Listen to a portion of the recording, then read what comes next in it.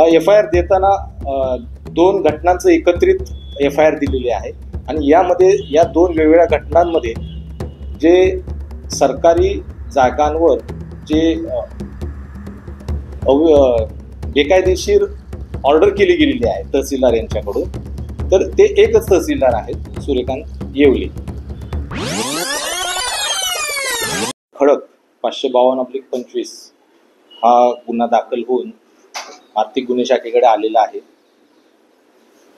जर या गुन्ह्याची फिर्याद आपण पाहिली असेल तर यामध्ये दोन वेगवेगळ्या घटना आहेत. एक बोपोडी सर्वे नंबर 62 या ठिकाणची 5 हेक्टर 32 आर या जागेसंदर्भात एक घटना आहे आणि दुसरा हा मुंडवा येथील सर्वे नंबर 88 17 हेक्टर 51 आर या जागेबाबत आहे. या दोन्ही घटना या वेगवेगळ्या आहेत आणि यातील आरोपी 9 आरोपी यामध्ये देण्यात आलेले आहेत. बोपोडी घटनेमध्ये 7 आरोपी आणि 6 आरोपी, त्याचबरोबर मुंडवा या ठिकाणी 2 आरोपी आहेत, शीतल तेजवानी आणि दिग्विजय पाटील हे 2 आहेत. आणि यामध्ये सूर्यकांत येवले तहसीलदार यांचंही नाव आहे. FIR ही एकच आहे.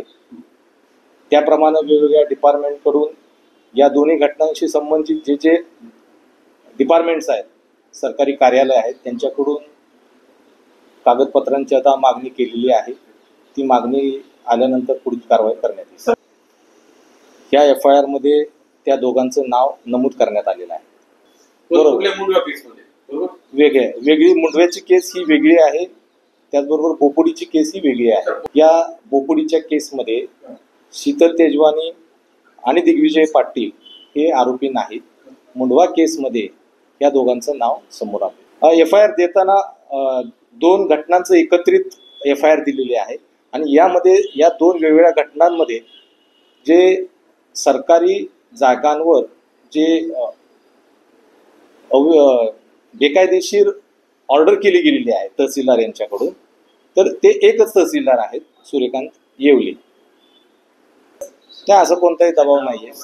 दोन्ही केसेसच्या चौकशा होणार आहेत आणि त्याप्रमाणे सरकारी कार्यालयांकडून कागदपत्रांची मागणी केल्यानंतर पुढचा तपास केला. सदर गुन्हा हा महसूल डिपार्टमेंट केलेला आहे.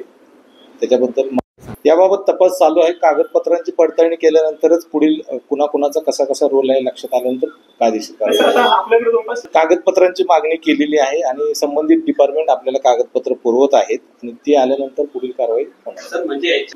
बरोबर. बोपोडीची घटना ही सर्वे 62 या ठिकाणची आहे आणि जो मुंडव्याची आहे ती सर्वे नंबर 88 17 हेक्टर आणि 51 आर या जागेशी संबंधित आहे. या दोन्ही जागा कोणी आरोपी आहेत ती वेगवेगळी आहे.